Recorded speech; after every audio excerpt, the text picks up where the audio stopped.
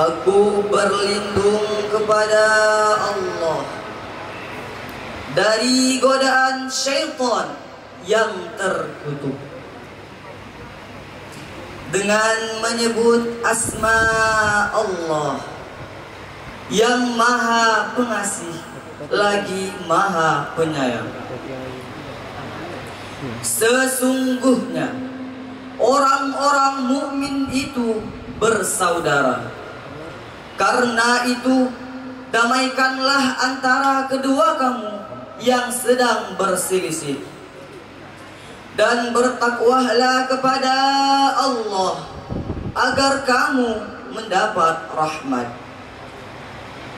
Wahai orang-orang yang beriman, janganlah suatu kaum memperolok-olok kaum yang lain, karena boleh jadi mereka yang diperolok-olok lebih baik daripada mereka yang mengolok-olok. Dan janganlah pula perempuan-perempuan memperolok-olok perempuan-perempuan lain, karena boleh jadi perempuan-perempuan yang diperolok-olok lebih baik daripada perempuan yang memperolok-olok. Janganlah kamu saling mencela satu sama lain, dan janganlah kamu saling memanggil dengan gelar-gelar yang buruk. Seburuk-buruk panggilan adalah panggilan yang buruk setelah beriman. Dan barang siapa yang tidak bertaubat, maka mereka itulah orang-orang yang zalim. Wahai orang-orang yang beriman, jauhilah banyak dari prasangka. Sesungguhnya sebagian prasangka itu adalah dosa. Dan janganlah kamu mencari-cari kesalahan orang lain, dan janganlah ada di antara kamu yang menggunjing sebagian yang lain. Apakah ada di antara kamu yang suka memakan daging saudaranya yang sudah mati? Tentu kamu merasa jijik. Dan bertakwalah kepada Allah. Sungguh Allah maha penerima taubat lagi maha teliti.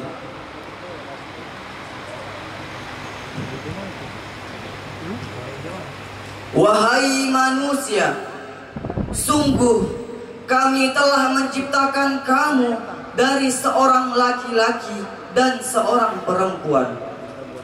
Kemudian kami jadikan kamu berbangsa-bangsa dan bersuku-suku agar kamu saling mengenal. Sungguh orang yang paling mulia di antara kamu di sisi Allah ialah orang yang paling bertakwa. Sungguh Allah maha mengetahui lagi maha teliti. Maha benar Allah dengan segala firman-Nya. 7 qari yang mengaji tadi mengambil bunyi huruf Al-Quran, bagaimana huruf tha, huruf sa, huruf sya, huruf sa, bunyi a, bunyi ta, bunyi dha, melalui jalur musyafahah. Musyafahah mulut ke mulut, menengok macam mana membunyikan sifatul huruf, makharijul huruf, langsung ke guru 7 qari tadi mengambil langsung dari Ustadz Fadlan Zainuddin. Ustadz Fadlan Zainuddin mengambil langsung dari mulut Syekh Azra'i Abdul Rauf.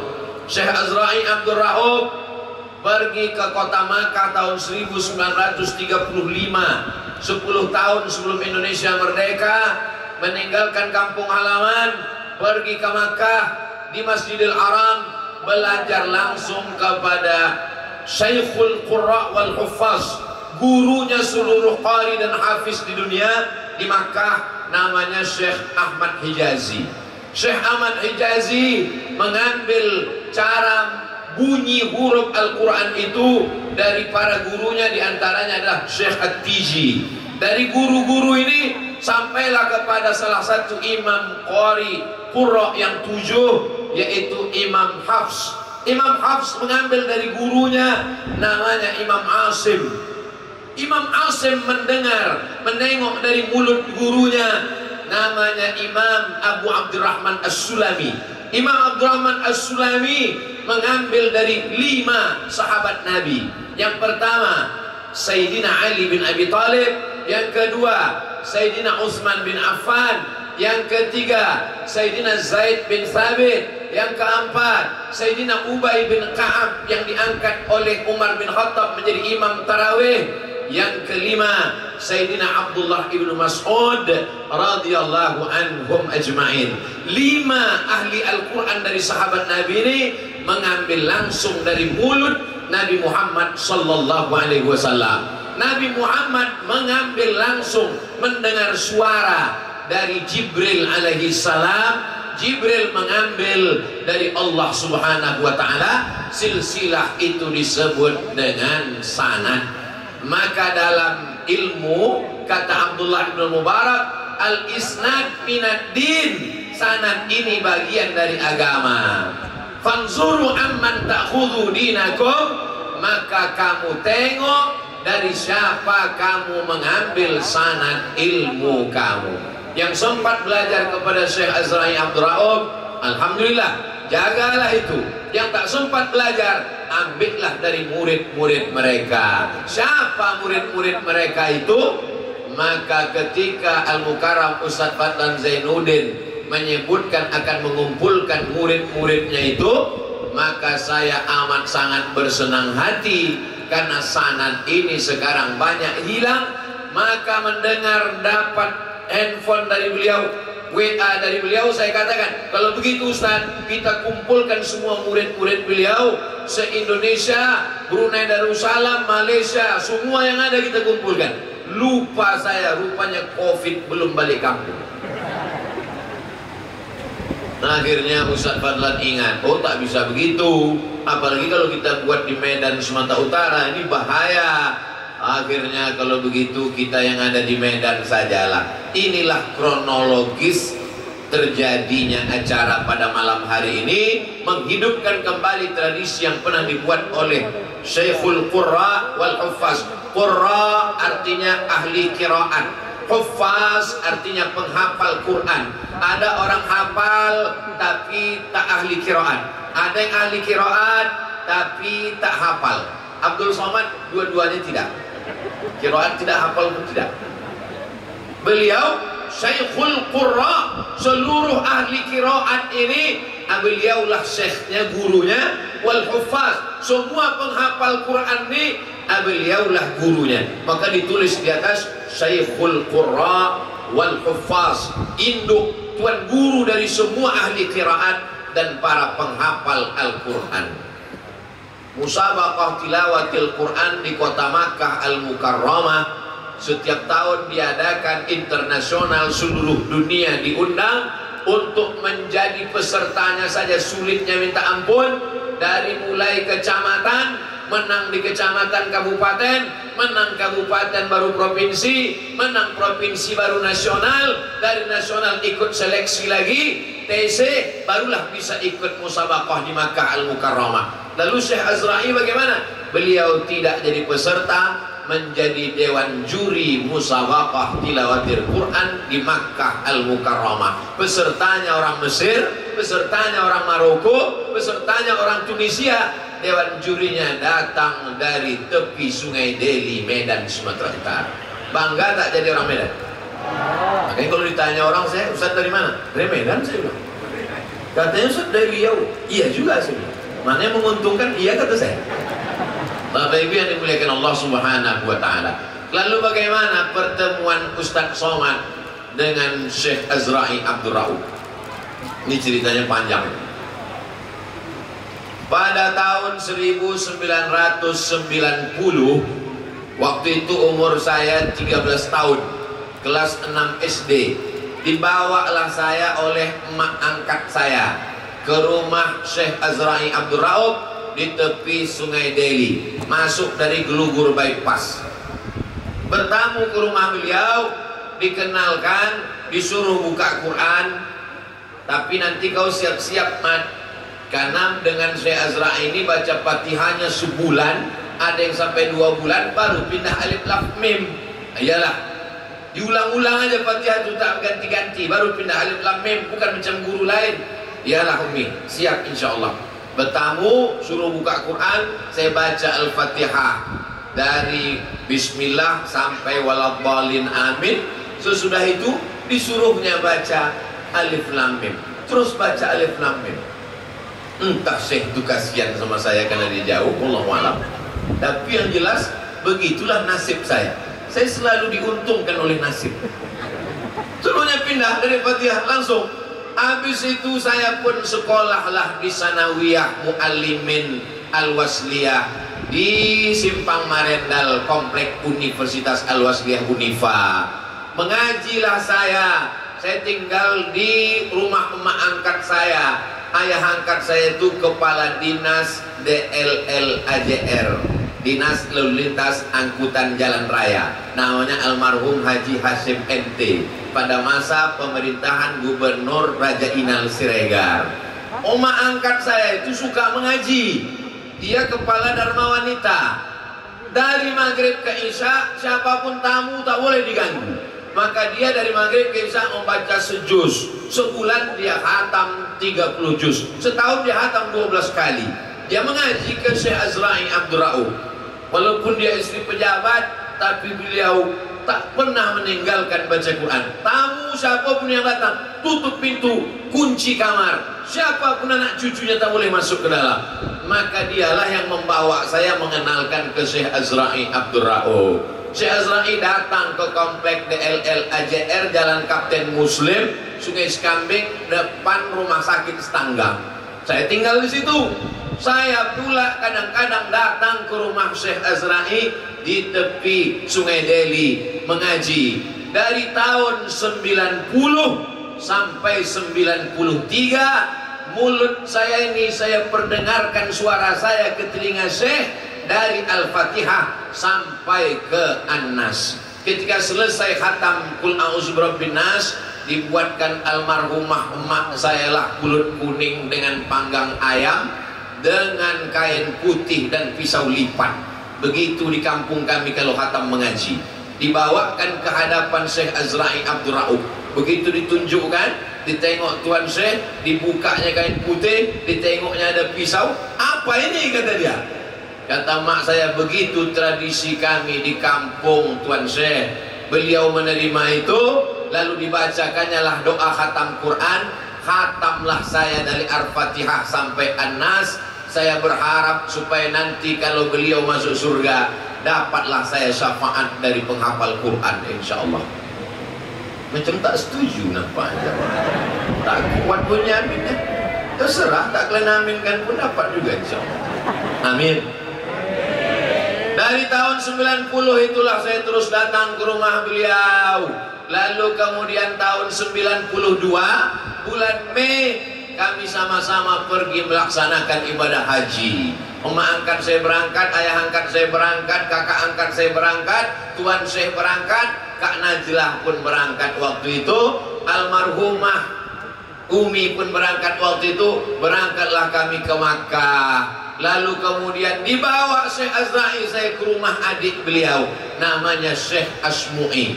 Syekh Asmu'i berjenggot panjang, pakai jubah, bersorban macam orang Saudi Arabia. Rupanya beliau memang sudah dapat warga negara Saudi Arabia, dan dia dosen di Fakultas Syariah di Tabuk.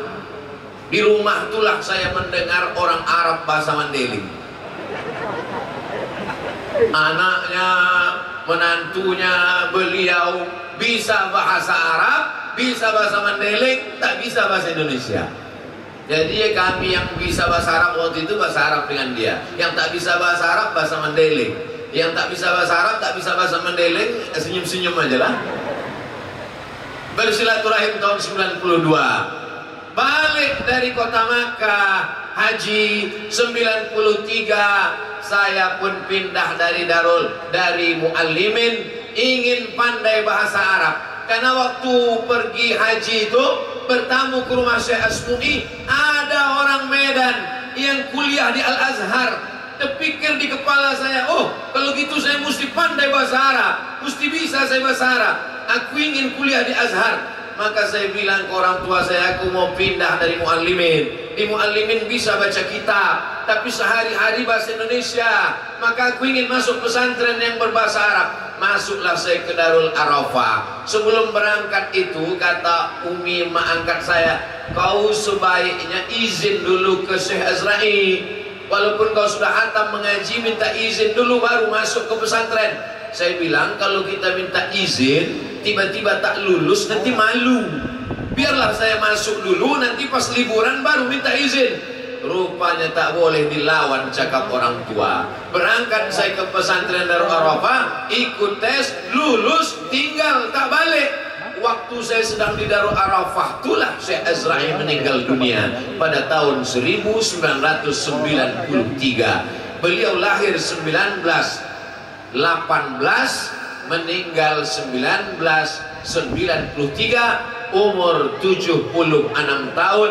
Selama 3 tahun saya mengikuti beliau, tak pernah beliau marah sekalipun. Banyak orang mengatakan Syekh Azrail pemarah, kalau salah sedikit dia marah. Selama mengaji itu tak pernah dia marah ke saya sekalipun, baik karena salah sebut, salah bunyi dan salah selainnya. Seingat-ingat saya, sekalilah dia marah ke saya. Waktu itu dibawanya saya haflah. Beliau malam-malam tertentu mengumpulkan semua qari-qari. Waktu itu dibawa saya haflah ke jauh. Ingat saya waktu itu tempatnya Tembung. Sampai di Tembung itu saya tengok kiri kanan semuanya orang tua, tak ada yang anak kecil macam saya. Merasa saya tak ada anak kecil yang sebaya, qari-qari orang tua semua. Lalu kemudian saya pun balik diam-diam naik Sudaku. Dari Tembung nyambung saya ke stasiun Sudaku itu? Sambu. Saya ingat, cuma ngetes saja, ingat di Sambu saya sambung pergi ke Sungai Kambing. Habis itu saya pun tidur. Besoknya mau ngamuk almarhum nih Abdul Somad, yang kubawa ke haflah itu qari-qari internasional, orang-orang hebat, orang-orang pilihan. Kenapalah kau balik malam tadi gitu? Berdosa betul rasa saya. Setelah itu saya cium tangannya, tak pernah beliau mau mengulurkan tangan. Asalkan mau dicium ditariknya tak. Disitulah baru saya sekarang kalau ada jamaah menengok tak mau tangan saya dicium, teringat almarhum lah. Almarhum ini 30 juz Quran di kepalanya. Qiraat mutawatir 7, qiraat sab'at, qiraat masyhur 3, qiraat syaz 4, 14 qiraat di kepalanya. Bayati sobasikana hawan jaharkah ada di kepalanya. Tak mau dicium tangannya. Ini baru hafal juz amma. Saya bukan mau nyindir Ustaz, nyindir diri saya sendiri. Makanya kalau mau dicium orang saya tarik tangan. Teringat saya almarhum. Tak malu kau, macam-macam nampak dia senyum mengenai. Kau pula macam tangan. Almarhum Syekh Azrail. Begitu dia mendidik kami dulu. Masya Allah, tabarakallah. Lalu kemudian Kata orang beliau ini serius. Enggak, ada masanya dia bercanda. Sampailah kami di Madinah. Sampai di Madinah, pergi ke Masjid Nabawi, balik ke rumah. Habis itu hari ke-8 saya pun pakai kain ihram. Habis pakai kain ihram, duduk saya di kamar. Kami mau berangkat ke Bir Ali. Begitu di kamar, lewat Syekh Azra'i di pintu kamar, tengoknya saya lama. Anak koleng mana lagi? Dan ditengoknya saya hitam. Walaupun dia ulama besar, walaupun dia hebat, Syekhul Qurra wal Huffaz, masih mau dia bercanda dengan anak kecil. Anak koleng mana lah kau ni? Ini sekarang orang kalau sudah dianggap ulama besar, macam malaikat maut muka. Tak mau lagi bersenda gurau sama. Begitu kami dididik oleh Syekh Azra'i Abdul Rauf. Oleh sebab itu saya sebetulnya malu karena banyak para ulama yang lebih banyak mengambil ilmu. Umur saya waktu itu belajar 13 tahun. 3 tahun belajar 16. Masih anak-anak kecil. Tak banyak yang bisa saya ambil dari beliau. Tapi emak angkat saya, umi saya ini ingin saya jadi qari. Dia ingin saya hebat melantunkan Al-Quran. Maka Syekh Azra'i menyerahkan saya kepada Ustadz Fadlan Zainuddin. Berulanglah saya dari Sungai Cikambing ke arah Belawan mengaji ke rumah Ustadz Fadlan. Tapi memang waktu itu suara itu macam kambing ditarik, tak membagi gitu orang Melayu. Batu tuh Bapak Ibu, batu. Kalau memang batu cincin 2 kali 3 kali asah jadi dia. Tapi kalau memang batu gilingan, habis gerenda tuh tak jadi-jadi. Jadi saya ini yang batu gilingan kan, tak jadi. Akhirnya lama-lama kalah malu, berhenti saya mengaji dengan Ustaz Fadlan. Tapi saya berharap sampai hari kiamat hendaknya diakuilah saya jadi murid Ustaz Fadlan, supaya sama kami dengan yang 7 yang hebat-hebat. Maunya kalian mengakui aku abang kelas kan? Bapak Ibu yang dimuliakan Allah Subhanahu wa Ta'ala.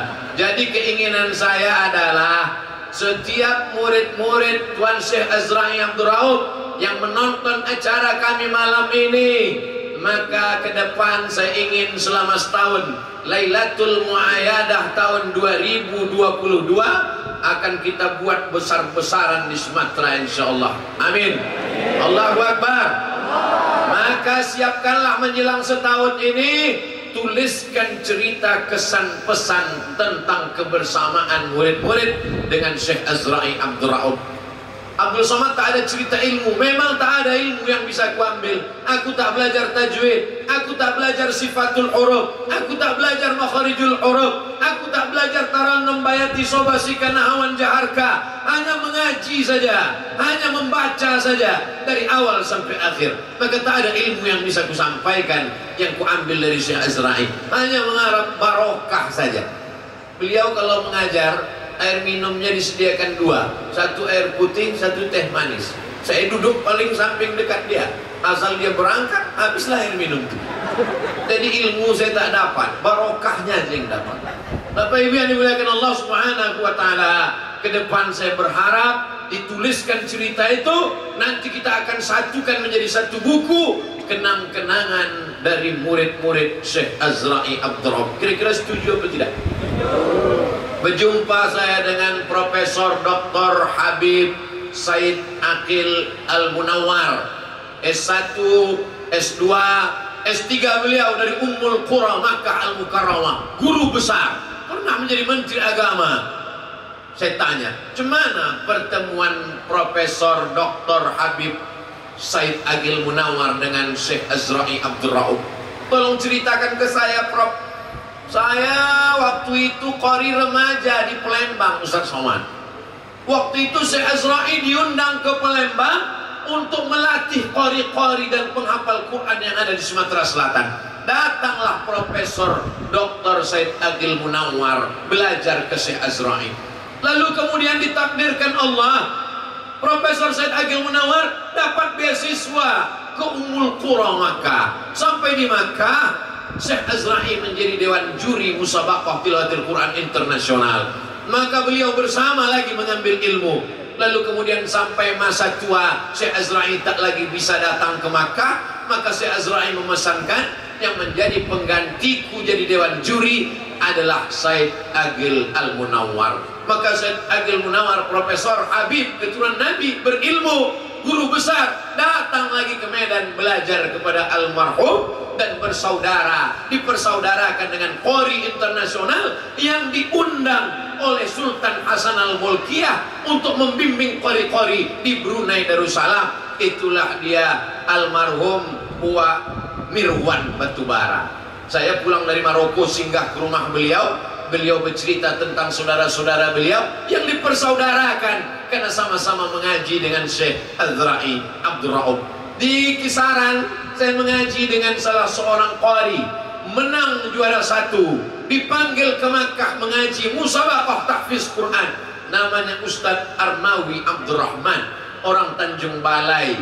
Lalu kemudian mendengar beliau juara, maka dipanggil oleh Sultan Hasan Al-Bolkiah untuk mengajar di sekolah tahfiz Hasan Al-Bolkiah. Maka ketika pulang dari Maroko, saya pun singgah juga. Jadi dari beberapa murid beliau, seingat saya ketika saya mengaji, ada beberapa pekan Syekh Azra'i tak datang. Kemana Tuan Syekh? Beliau sedang pergi ke Padang, Sumatera Barat, karena para qori dan penghafal Quran ingin mengambil sanad ilmu dari beliau. Jadi yang setahu saya, Palembang, Sumatera Barat, Padang, Riau, maka sesungguhnya banyak sekali murid-murid beliau yang perlu kita kumpulkan sanad-sanad keilmuan ini, karena kalau tidak ini akan hilang.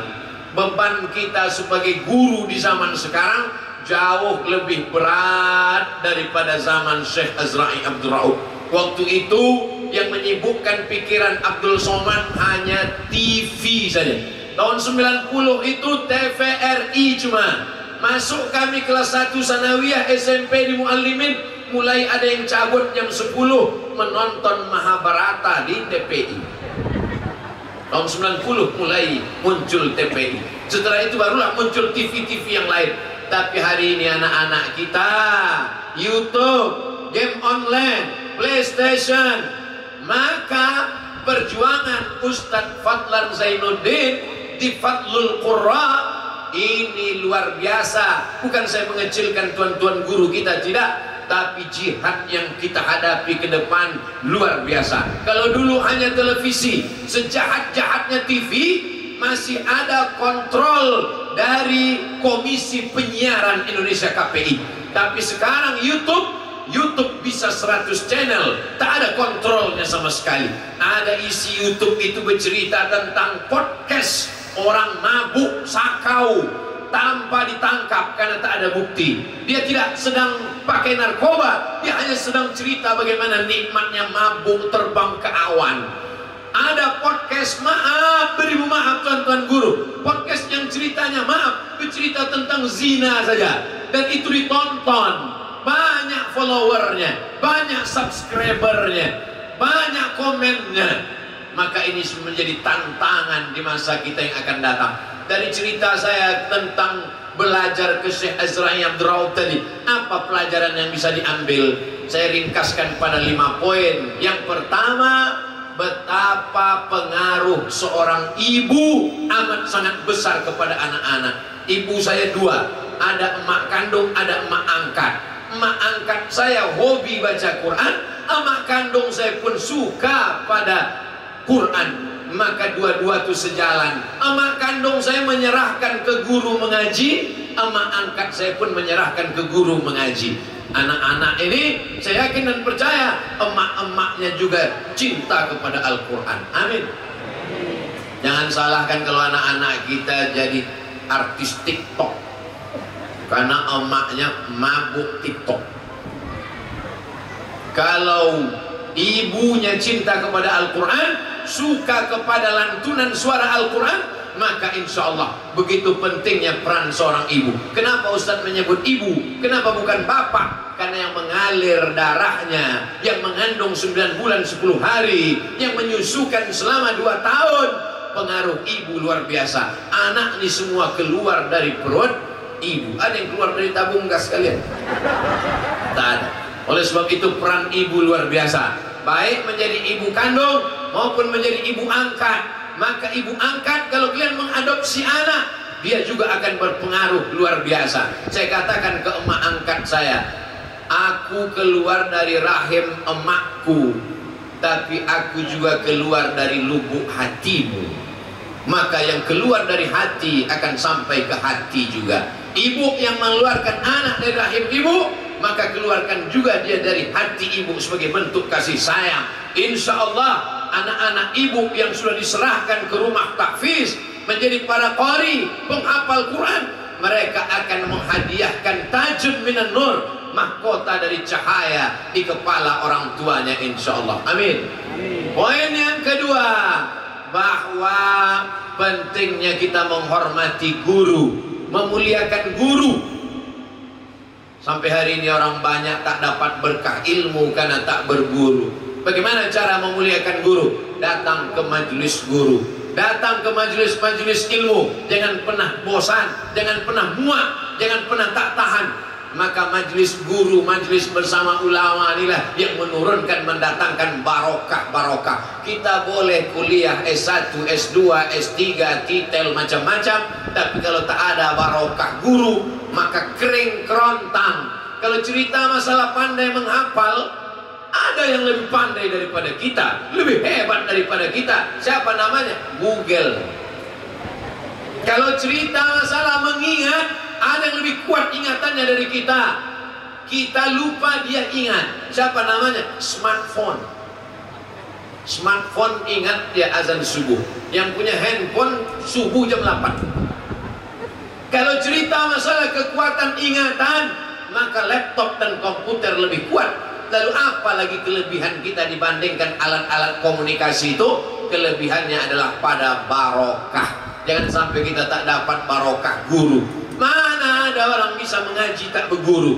Ada mu'alaf masuk Islam, pergi dia ke toko Quran, dibelinya Quran, dibawanya balik ke rumah, dibacanya sendiri, ditengoknya sendiri, tidak pakai guru. Apa yang terjadi? Alamah. Padahal bacaannya alif lam mim.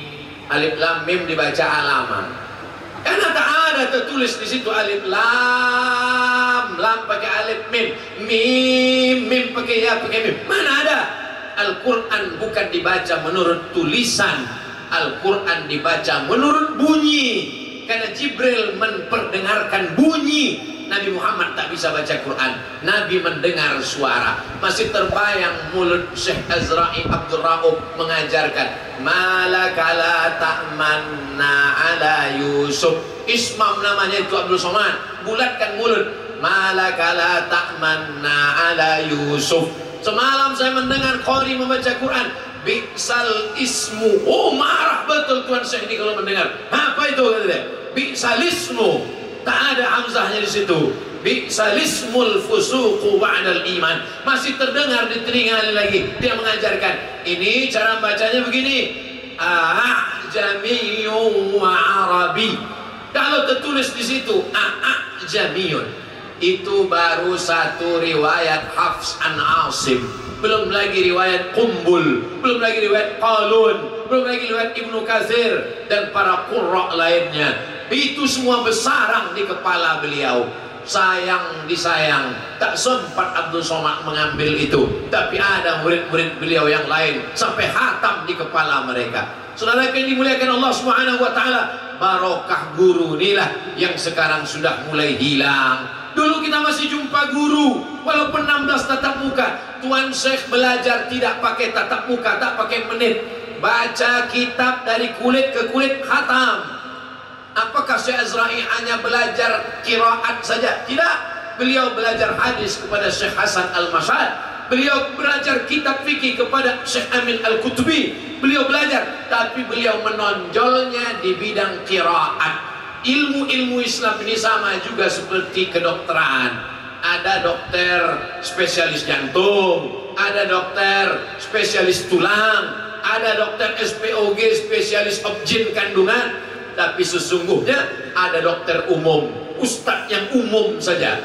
MSI, Master segala ilmu, semua dibahas. Tapi Syekh Azra'i Abdul Rauf spesialisasi di bidang qiraat. Poin yang ketiga, bahwa semua kita akan mati menghadap Allah Subhanahu wa taala. Syekh Azra'i sudah lama meninggalkan kita, tapi 7 anak-anak qori yang luar biasa tadi mengaji, pahalanya mengalir ke makam beliau.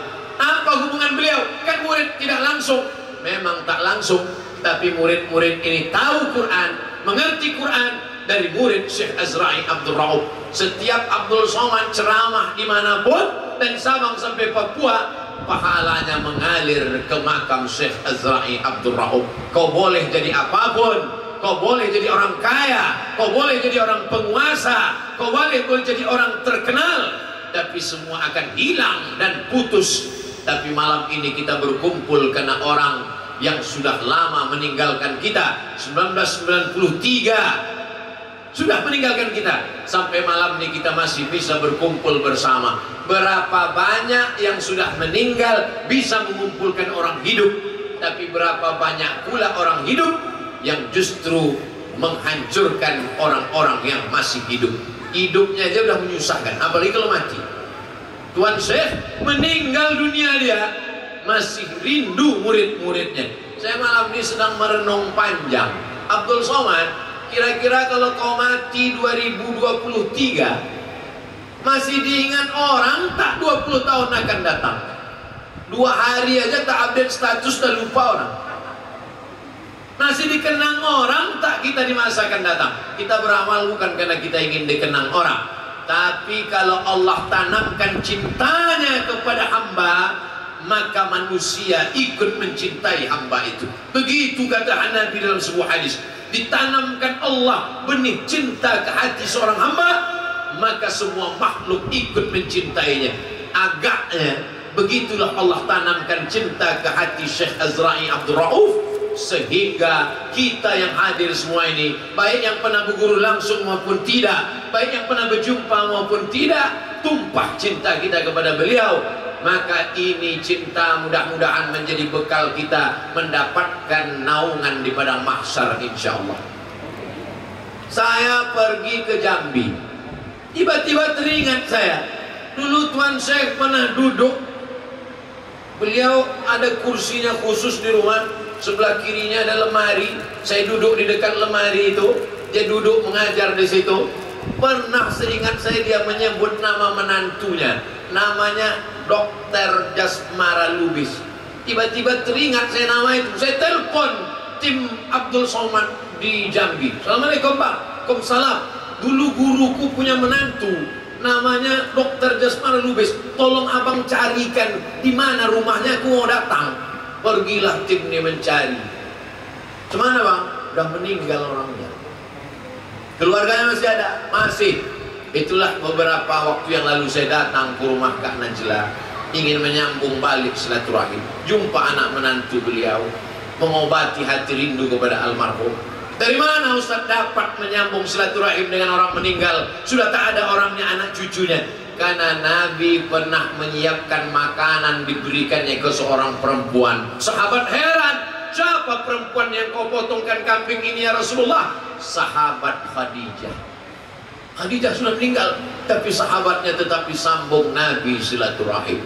Kadang kita ini jumpa sama orang masih hidup pun tak dipedulikan, keluarganya tak diperhatikan.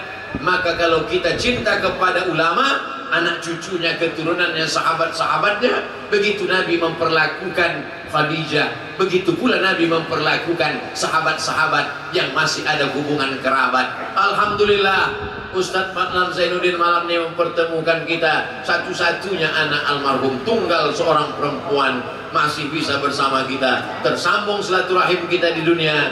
Kata Nabi SAW, di padang mahsyar, saat itu tak ada tempat bernaung, tak ada tempat berlindung, tak ada tenda di padang mahsyar.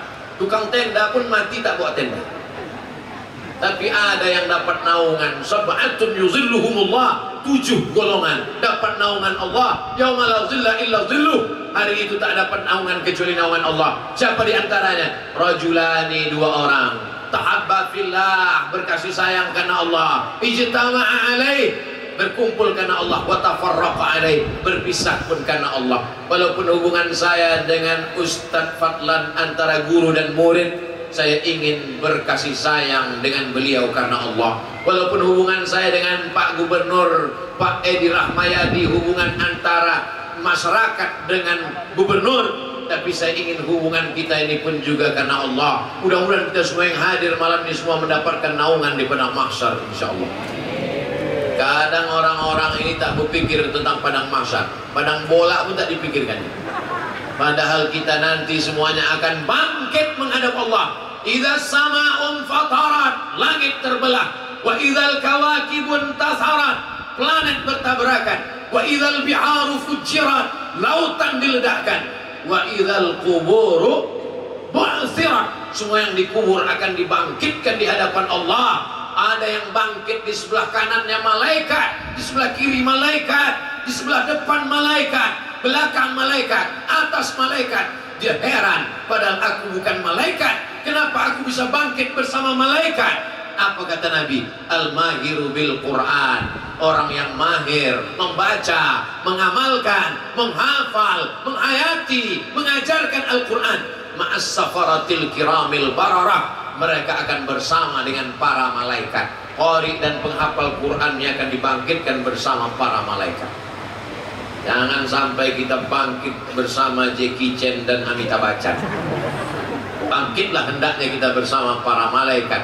Jangan sampai kalian bangkit bersama motor legend. Jangan sampai bangkit bersama pelaku maksiat karena ada cinta. Man husyira yaumal qiyamati ma'ahum, man tashabbaha biqaumin, siapa yang ikut-ikutan suatu kaum fahuwa minhum, jadi anggap bagian dari kaum itu. Wa husyira yaumal qiyamati ma'ahum, dan dia akan dibangkitkan di padang mahsyar bersama kaum itu. Siapa yang cinta kepada ulama, insyaallah akan dibangkitkan bersama Syekh Azra'i Abdul Rauf, insyaallah. Amin. Makanya di akhir doa tadi saya mintakan Allah majma'na ma'al habibil Mustafa, satukan kami bertama Zuan Syekh Azra'i dan bersama guru-guru kita semua, yaitu Sayyidina wa Maulana Muhammad sallallahu alaihi wasallam. Poin yang keempat, kana Laitsu afqah min Malik.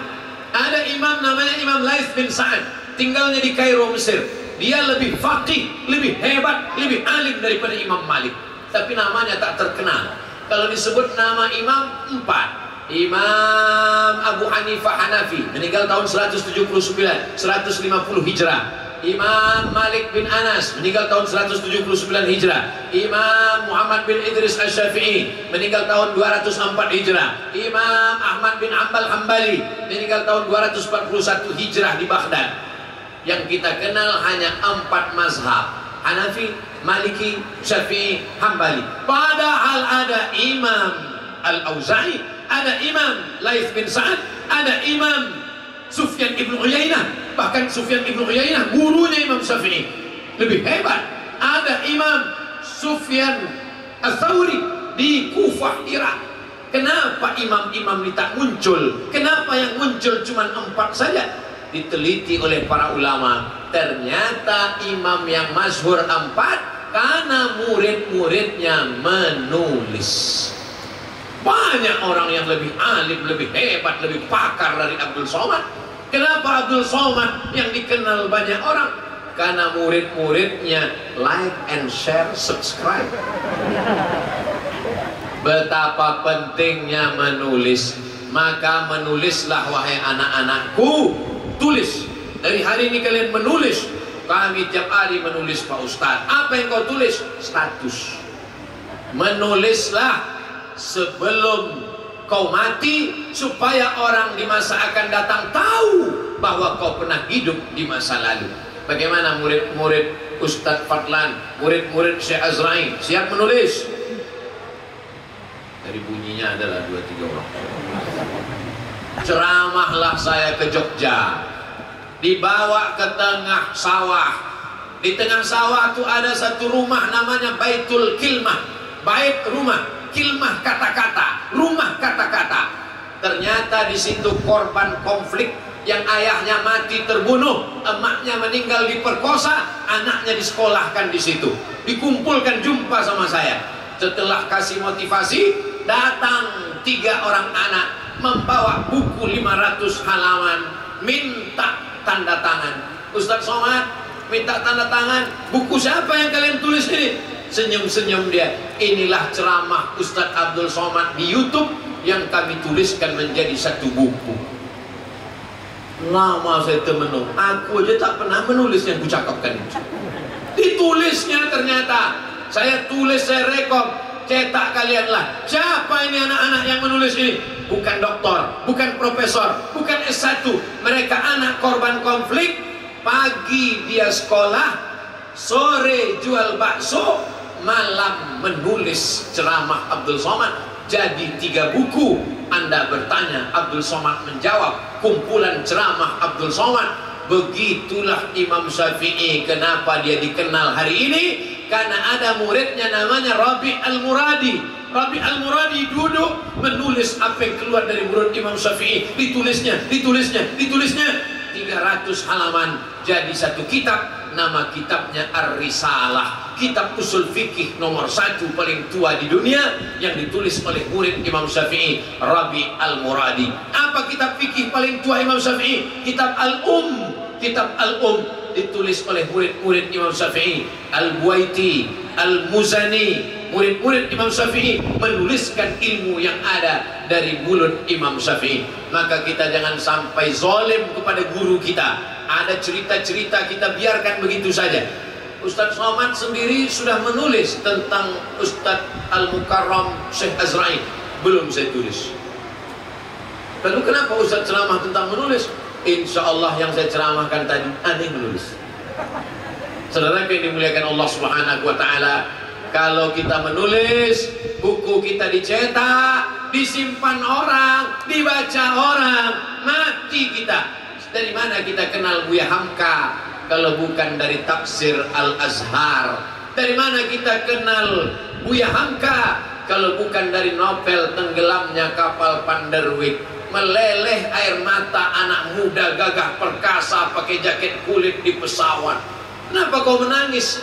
Mengenang sakitnya Zainuddin ditinggalkan Hayati. Novel Tenggelamnya Kapal Panderwijk. Dibacanya novel yang begitu indah. Pulang saya dari Maroko, turun saya ke Jakarta, bertamu ke rumah kawan saya. Saya tengoklah di lemari bukunya ada gambar warna kuning, onta dan pokok kurma, tebalnya lebih 200 halaman. Saya tanya, udah kau baca ini? Udah. Berapa lama kau baca? Dari maghrib ku baca, azan subuh selesai. Apa judulnya? Ayat-ayat cinta. Betapa tulisan dalam bentuk novel yang menarik. Jangan tulis yang terlalu serius-serius. Orang sekarang susah menangkapnya. Tulis yang santai saja. Saya Pak Ustadz nulis tak pandai, tapi buat karikatur pandai. Tulis karikatur. Karikatur tentang sholat berjamaah. Imamnya Batman, muazzinnya Spiderman, Bilalnya Hulk, doa makan Naruto, Allahumma barik lana fima razaqtana. Yang pandai membuat animasi, khatibun nasa ala qadri uqulihim, berbicaralah dengan orang dengan bahasa-bahasa mereka. Anak-anak kecil ini mana bisa kita pakai bahasa kita?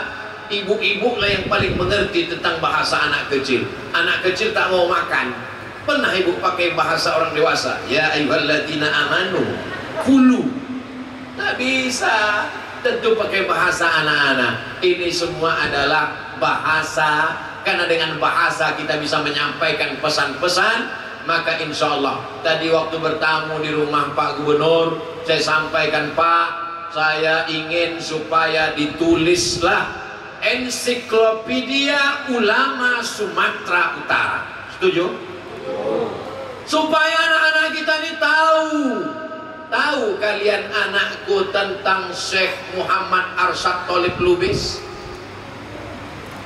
Kalau hari ini orang bangga punya Zakir Naik yang bisa berdebat tentang Nabi Isa. Sebelum Zakir Naik ada lagi namanya Ahmed Deedat dari IPCI, Islamic Propagation Center International, Durban, Afrika Selatan. Sumatera Utara punya pendebat yang luar biasa, Muhammad Arsyad Thalib Lubis. Ada imam besar Masjid Raya Al-Masun Medan, namanya Syekh Hasan Maksum. Ketika Syekh Hasan Maksum mengajar, dia sudah tua. Datanglah muridnya bertanya, Syekh Hasan Maksum, ya nanti kalau malang tak dapat ditolak, untung tak dapat diraih, berakhir majelis pengajian kita ini, siapalah agaknya yang meneruskan nanti tuan? Kebetulan yang dia ada di tangga mau naik ke atas tuh Syekh Muhammad Arsyad Thalib Lubis. Itulah nanti yang akan menjadi penerusku. Buku-bukunya siapa yang mencetaknya? Adakah bukunya dicetak baru? Tanggung jawab kita bersama. Ketika Imam Masjidil Haram, hari ini kalau ditanya siapa Imam Masjidil Haram, Syekh Abdurrahman Sudais. Siapa Imam Masjidil Haram? Syekh Su'ud As-Suraim. Pernah dulu Imam Masjidil Haram itu bernama Syekh Ahmad Khatib Al-Minkabawi. Al-Minkabawi, Minangkabau.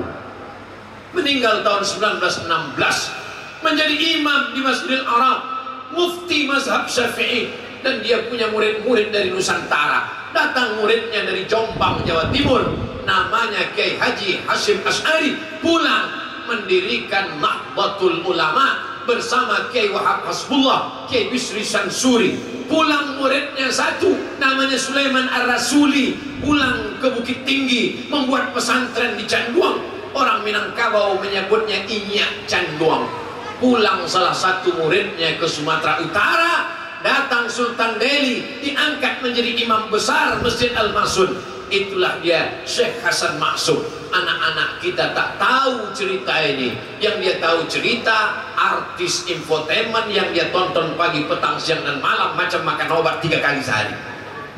Maka kita bertanggung jawab di hadapan Allah untuk membukukan kisah-kisah para ulama. Nun di Tapanuli Selatan ada seorang ulama yang luar biasa. Ketika seorang pendebat dari India dikejar-kejar oleh pemerintahan kolonial Inggris, lari laki-laki ini ke Riyadh. Sampai di Riyadh pun dia dikejar-kejar, lari dia ke Makkah. Di Makkah dia dilindungi karena orang kafir tak bisa masuk ke Makkah. Laki-laki itu bernama Syekh Rahmatullah Al-Hindi. Syekh Rahmatullah Al-Hindi berkenalan dengan seorang perempuan janda, kaya raya, tanahnya luas, namanya Sola.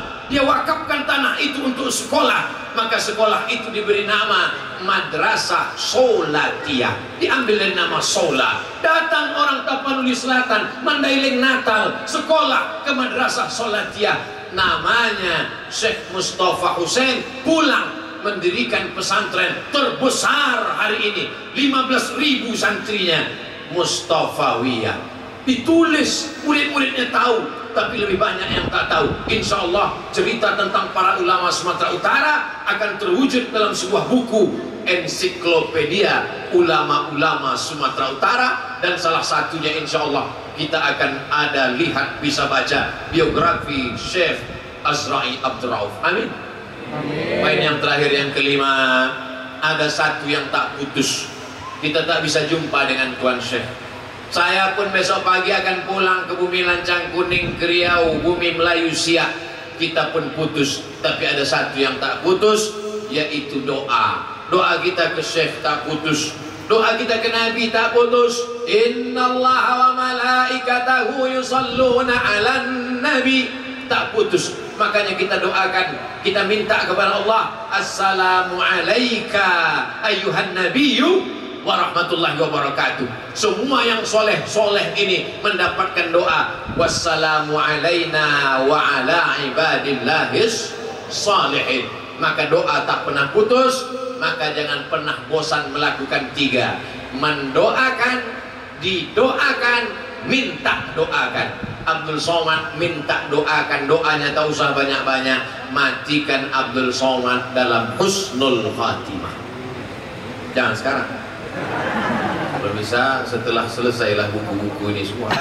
Karena kalau tidak, apa bekal kita menghadap Allah Subhanahu wa ta'ala. Itulah 5 poin yang dapat saya sampaikan pada kesempatan yang hari baik bulan mulia ini. Mudah-mudahan bisalah berkelanjutan Lailatul Mu'ayyadah ini setiap tahun. makin tahun makin besar, makin banyak murid-murid almarhum yang datang insya Allah. Tentu kata-kata saya banyak tak berkenan di hati, menyinggung perasaan Abdul Somad hamba Allah yang dhaif dan fakir, mohon maaf. Akhirnya saya ucapkan minal aidin wal faizin, selamat Hari Raya Idul Fitri 1442 Hijrah. Mohon maaf zahir dan batin. Taqabbalallahu minna wa minkum shalihal amal. Wassalamualaikum warahmatullahi wabarakatuh.